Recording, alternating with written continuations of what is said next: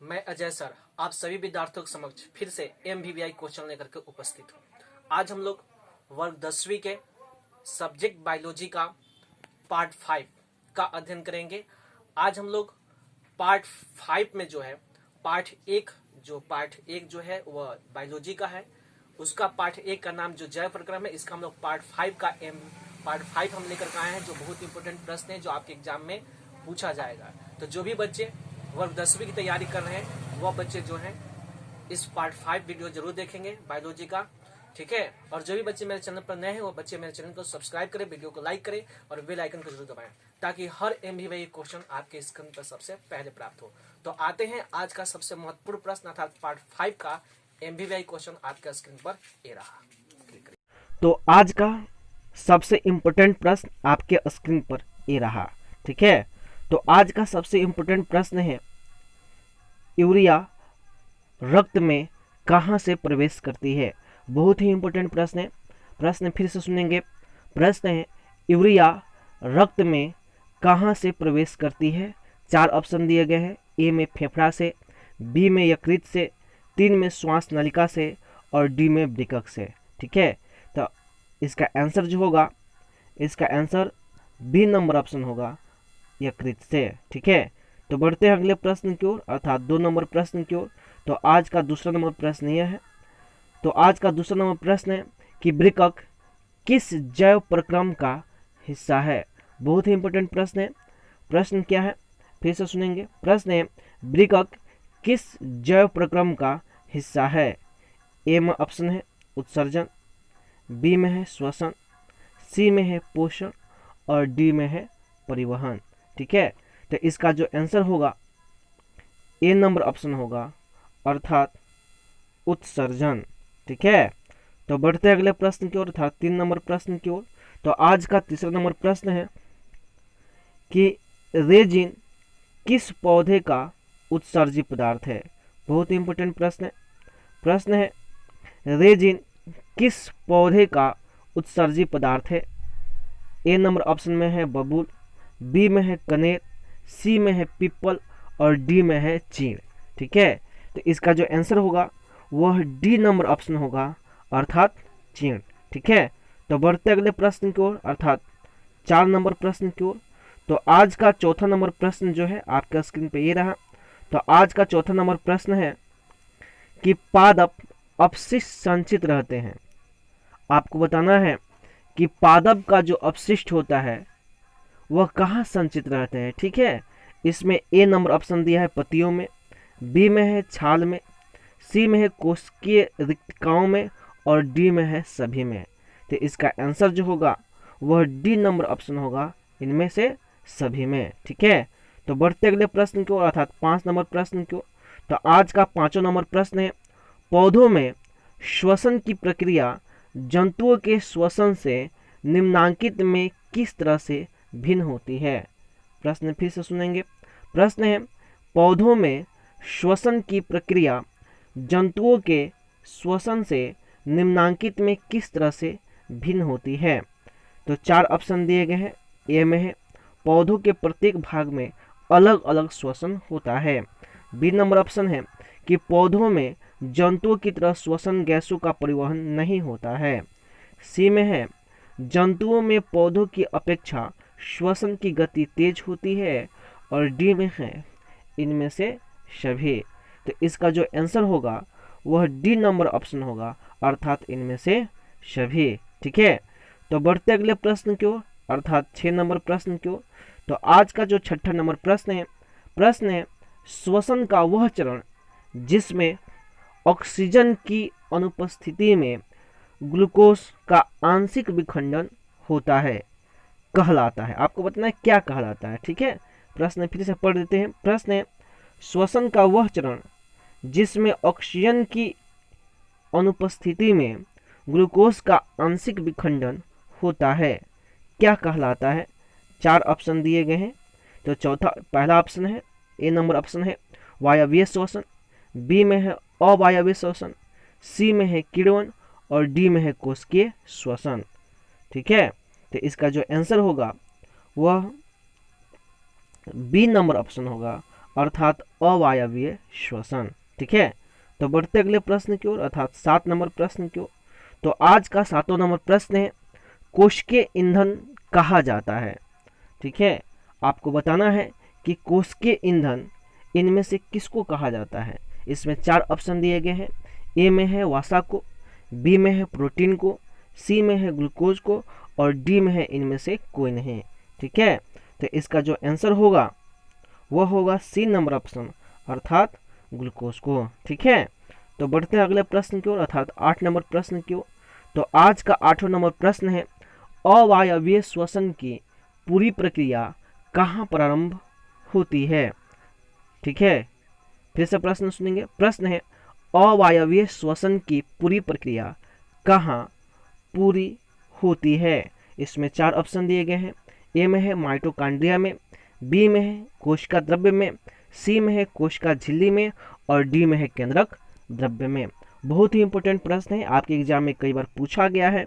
तो जो भी बच्चे वर्ग 10वां की तैयारी कर रहे हैं तो वे बच्चे जो है इस वीडियो को अवश्य देखें और मेरे चैनल को सब्सक्राइब अवश्य करें, ताकि हर MBBI क्वेश्चन जो है आपका स्क्रीन पर सबसे पहले प्राप्त हो। ठीक है, तो आशा करते हैं कि आपको ये प्रश्न का आंसर याद हो रहा होगा। ठीक है, तो फिर प्रश्न पढ़ देते हैं। प्रश्न है 8वां नंबर प्रश्न है कि अवायवीय श्वसन की पूरी प्रक्रिया कहाँ पूरी होती है। ए में है माइटोकॉन्ड्रिया में, बी में है कोशिका द्रव्य में, सी में कोशिका झिल्ली में और डी में केंद्रक द्रव्य में।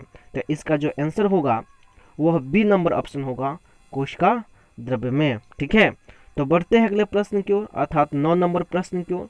तो आज का 9वां नंबर प्रश्न है कि मनुष्य में पाचन क्रिया का आरंभ होता है। आपको बताना है कि मनुष्य में पाचन की क्रिया का आरंभ कहाँ से होता है। ए में है मुख गुहा से, बी में है ग्रसनी से, सी में है आमाशय से और डी में है छोटी आंत से। बहुत ही इंपॉर्टेंट प्रश्न है, आपके एग्जाम में कई बार पूछा गया है, तो आप जरूर इस प्रश्न को याद करके जाएंगे। ठीक है, तो इसका जो आंसर होगा ए नंबर ऑप्शन होगा अर्थात मुख गुहा से। ठीक है, तो बढ़ते अगले प्रश्न की ओर अर्थात 10 नंबर प्रश्न की ओर। तो आज का 10वां नंबर प्रश्न आपका स्क्रीन पर ये रहा। तो 10वां नंबर प्रश्न है, वसा के पाचन में सहायक होता है। तो वसा के पाचन में क्या सहायक होता है, तो आपको बताना है। ए नंबर ऑप्शन है टाइलिन, बी में है लाइपेज, सी में है माल्टेज और डी में है लैक्टेज। ठीक है, प्रश्न फिर से सुनेंगे। प्रश्न है, वसा के पाचन में सहायक होता है। ए में है टाइलिन, बी में है लाइपेज, सी में है माल्टेज और डी में है लैक्टेज। ठीक है, तो इसका जो आंसर होगा बी नंबर ऑप्शन होगा अर्थात लाइपेज। ठीक है, तो बढ़ते अगले प्रश्न की ओर अर्थात 11 नंबर प्रश्न की ओर। तो आज का 11वां नंबर प्रश्न है कि रक्षी कोशिकाएं पाई जाती है। आपको बताना है कि रक्षी जो कोशिकाएं होती है वह कहाँ पाई जाती है। इसमें 4 ऑप्शन दिए गए हैं। ए में है जड़ में, बी में है पत्तियों में, यहाँ पे पानियों लिखा गया है। ठीक है, तो इसको याद रखिएगा। बी नंबर जो ऑप्शन है वह है पत्तियों में। ठीक है, पत्तियों में, ये बातें याद रखिएगा। सी में है फूलों में और डी में है फलों में। तो इसका जो आंसर होगा वह बी नंबर ऑप्शन होगा। ठीक है, इसका जो आंसर होगा वह बी नंबर ऑप्शन होगा अर्थात पत्तियों में। ठीक है, फिर से पढ़ देते क्वेश्चन था कि रक्षी कोशिकाएं पाई जाती है अर्थात कहाँ पाई जाती है। ए में है जड़ में, बी में है पत्तियों में, सी में फूलों में और डी में फलों में। तो इसका आंसर होगा बी नंबर ऑप्शन अर्थात पत्तियों में। ठीक है, तो बढ़ते हैं अगले प्रश्न की ओर अर्थात 12 नंबर प्रश्न की ओर। तो आज का 12वां नंबर प्रश्न है कि वायुमंडल में CO2 का कितना प्रतिशत विद्यमान है। बहुत इंपॉर्टेंट प्रश्न है। प्रश्न आपको बताना है कि वायुमंडल में CO2 का मतलब होता है कार्बन डाइऑक्साइड। ठीक है, CO2 का मतलब क्या होता है, कार्बन डाइऑक्साइड। ठीक है, का कितना प्रतिशत विद्यमान है। ए में है 0.3%, बी में है 0.03%, सी में है 0.003% और डी में है 0.21%। बहुत ही इंपॉर्टेंट प्रश्न आपके एग्जाम में कई बार पूछा गया है। तो इसका जो आंसर होगा बी नंबर ऑप्शन होगा अर्थात 0.03%। ठीक है, तो आशा करते हैं कि आपको जो है मेरी बताई गई बातें आपको याद हो रही होगी और सभी इंपॉर्टेंट प्रश्न हैं ठीक है।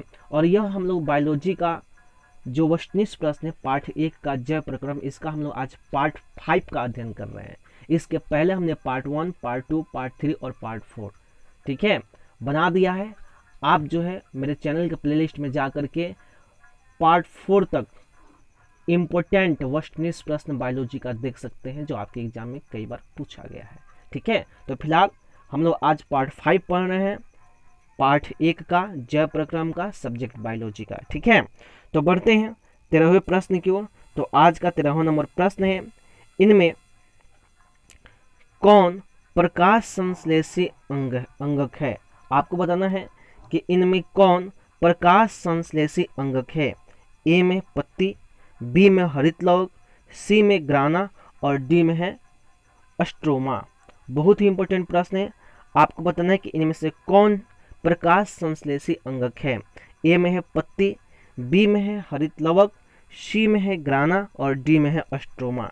तो इसका जो आंसर होगा बी नंबर ऑप्शन होगा, अर्थात हरित लवक, क्योंकि हरित लवक में ही प्रकाश संश्लेषण क्रिया संपादित होती है। और आपको पता होना चाहिए कि प्रकाश संश्लेषण किसे कहते हैं। ठीक है, आपके एग्जाम में कई बार पूछा गया बायोलॉजी से इस प्रश्न को कि प्रकाश संश्लेषण किसे कहते हैं। तो अगर आपको याद है तो अच्छी बात है, अगर नहीं याद है तो मेरी ध्वनि को ध्यान से सुनिए, मेरी आवाज़ को जरूर सुनिए, आपको याद हो जाएगा। तो याद रखिएगा कि जब पेड़ पौधे अपने जड़ों के माध्यम से जल एवं खनिज लवण को अवशोषित करके उसे तना द्वारा पत्तियों तक पहुंचाती हैं और पत्तियां वायुमंडल की उपस्थिति में कार्बन डाइऑक्साइड को अवशोषित करके सूर्य की प्रकाश की उपस्थिति में जब अपना भोजन तैयार करती है, तो इसी प्रक्रिया को प्रकाश संश्लेषण कहते हैं। और इस प्रक्रिया में काफ़ी मात्रा में ऑक्सीजन मुक्त होता है।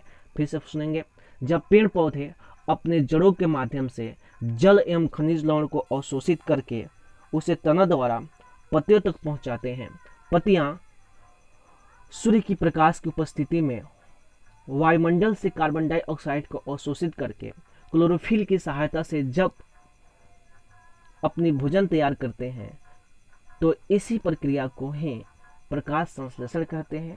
और इस प्रक्रिया में काफ़ी मात्रा में ऑक्सीजन मुक्त होता है। ठीक है, तो इसके बारे में हम लोग विशेष चर्चा अगले क्लास में करेंगे। फिलहाल अभी हम लोग वस्तुनिष्ठ प्रश्न का अध्ययन कर रहे हैं, तो वस्तुनिष्ठ प्रश्न के ही बारे में हम लोग चर्चा करेंगे। ठीक है, तो आज का वस्तुनिष्ठ प्रश्न 13 नंबर था। वह क्या था कि इनमें कौन प्रकाश संश्लेषी अंगक है। ए में है पत्ती, बी में है हरित लवक, सी में है ग्राना और डी में है स्ट्रोमा। तो इसका आंसर जो होगा वह बी नंबर ऑप्शन होगा, अर्थात हरित लवक। ठीक है, तो बढ़ते हैं 14 नंबर प्रश्न की ओर। तो आज का 14वां नंबर प्रश्न है, श्वसन क्रिया में निम्नांकित किस गैसों को ग्रहण किया जाता है।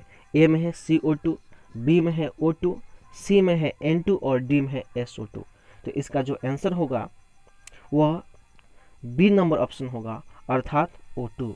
O2 का मतलब क्या होता है, तो ऑक्सीजन होता है। जिन बच्चों को O2 का मतलब याद नहीं है तो समझ जाइए, जान जाइए कि O2 का मतलब क्या होता है, ऑक्सीजन होता है। ठीक है, तो बढ़ते हैं आज का 15वां नंबर प्रश्न की ओर। तो आज का 15वां नंबर प्रश्न बहुत ही इंपॉर्टेंट है। तो प्रश्न है कि अमीबा अपना भोजन ग्रहण करता है। आपको बताना है कि अमीबा अपना भोजन कहाँ से ग्रहण करता है। बहुत इंपॉर्टेंट प्रश्न है जो आपके एग्जाम में कई बार पूछा गया है। ठीक है, तो आपको बताना है कि अमीबा अपना भोजन ग्रहण करता है, कहाँ से ग्रहण करता है। ए में है दांत द्वारा, बी में है भोजन रसधानी द्वारा, सी में है केंद्रक द्वारा और डी में है कुटपाद द्वारा। तो इसका आंसर होगा डी नंबर ऑप्शन, अर्थात कुटपाद द्वारा। ठीक है, तो बढ़ते हैं अगले प्रश्न की ओर, अर्थात 16 नंबर प्रश्न की ओर। तो आज का 16वां नंबर प्रश्न है कि लार में कौन सा एंजाइम पाया जाता है। प्रश्न फिर से सुनेंगे। प्रश्न है कि लार में कौन सा एंजाइम पाया जाता है। बहुत ही इंपॉर्टेंट प्रश्न है, आपके एग्जाम में कई बार पूछा गया है। ठीक है, आपको बताना है कि लार में कौन सा एंजाइम पाया जाता है। ठीक है, ए नंबर ऑप्शन है माल्टेज, बी में है इरेप्सिन, सी में है एमाइलेज और डी नंबर ऑप्शन है लाइपेज। तो इसका आंसर होगा सी नंबर ऑप्शन, अर्थात एमाइलेज। ठीक है, तो बढ़ते अगले प्रश्न की ओर, अर्थात 17 नंबर प्रश्न की ओर। तो आज का 17वां नंबर प्रश्न है कि मनुष्य में कार्बन डाइऑक्साइड का उत्सर्जन किससे होता है। आपको बताना है कि मनुष्य में कार्बन डाइऑक्साइड का उत्सर्जन किससे होता है। ए में है वृक्क, बी में है त्वचा, सी में है फेफड़ा और डी में है यकृत। बहुत इंपॉर्टेंट प्रश्न है। आपका आंसर जो होगा वह सी नंबर ऑप्शन होगा, अर्थात फेफड़ा में। ठीक है, तो आगे बढ़ते हैं। अर्थात फेफड़ा से ही मनुष्य क्या करता है, कार्बन डाइऑक्साइड का उत्सर्जन करता है। ठीक है, तो बढ़ते अगले प्रश्न की ओर, अर्थात 18 नंबर प्रश्न की ओर। तो आज का 18 नंबर प्रश्न आपके स्क्रीन पे ये रहा। तो आज का 18 नंबर प्रश्न है, दही के जमने में कौन सी क्रिया सहायक होती है। बहुत ही इंपॉर्टेंट प्रश्न है दही के जमने में कौन सी क्रिया सहायक होती है। ए में है अपघटन, बी में है प्रकाश संश्लेषण, सी में है किण्वन और डी में है उत्सर्जन। तो इसका आंसर जो होगा वह सी नंबर ऑप्शन होगा, अर्थात किण्वन। ठीक है, तो बढ़ते हैं 19वें प्रश्न की ओर। अर्थात 19वां नंबर प्रश्न है, बहुत इंपॉर्टेंट प्रश्न है कि रक्त का लाल रंग निम्न में किस प्रोटीन की उपस्थिति के कारण होती है। यह कई बार आपके एग्जाम में पूछा गया है, बिहार बोर्ड के एग्जाम में।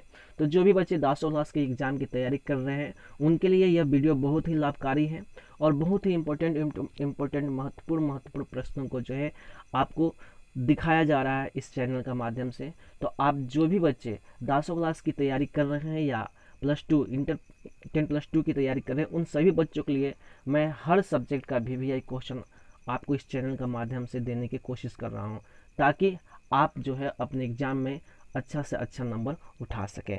तो आशा करते हैं कि आपको जो है ये सभी चीज़ें याद हो रही होंगी। ठीक है, तो बढ़ते हैं 19वें नंबर प्रश्न की ओर। हमने आपको क्या बताया, प्रश्न था कि रक्त का लाल रंग निम्न में किस प्रोटीन की उपस्थिति कारण होती है। ए में है थ्रोम्बिन, बी में है हेमोग्लोबिन, सी में है फाइब्रिनोजन और डी में है हीपैरिन। ठीक है, तो इसका आंसर जो होगा वह जो है बी नंबर ऑप्शन होगा। ठीक है, इसका आंसर क्या होगा, बी नंबर ऑप्शन, अर्थात हीमोग्लोबिन। ठीक है, तो बढ़ते हैं आज का सबसे अंतिम प्रश्न, अर्थात 20 प्रश्नों की सीरीज में आज का सबसे लास्ट प्रश्न है निम्न में कौन पौधों में जल समूहन उत्तक है। आपको बताना है आज का सबसे आखिरी प्रश्न, अर्थात 20 प्रश्नों के सीरीज का सबसे अंतिम प्रश्न है, 20वां नंबर प्रश्न है कि निम्न में कौन पौधों में जल समूहन उत्तक है। ए में है जाइलम, बी में है फ्लोएम, सी में है चालनी नलिकाएं और डी में है मूलरोम। बहुत इंपॉर्टेंट प्रश्न है, आपके एग्जाम में कई बार पूछा गया। तो आशा करते हैं कि आपको ये सभी बातें याद हो रही होंगी। ठीक है, और आप जरूर इस प्रश्न को याद करके जाएंगे। प्रश्न फिर से पढ़ देते हैं। प्रश्न है निम्न में कौन पौधों में जल समूहन उत्तक है। इसका आंसर होगा ए नंबर ऑप्शन, अर्थात जाइलम। ठीक है, तो इस तरह से आपके सामने हमने 20 प्रश्नों का सीरीज प्रस्तुत किया जो बहुत ही इम्पोर्टेंट है।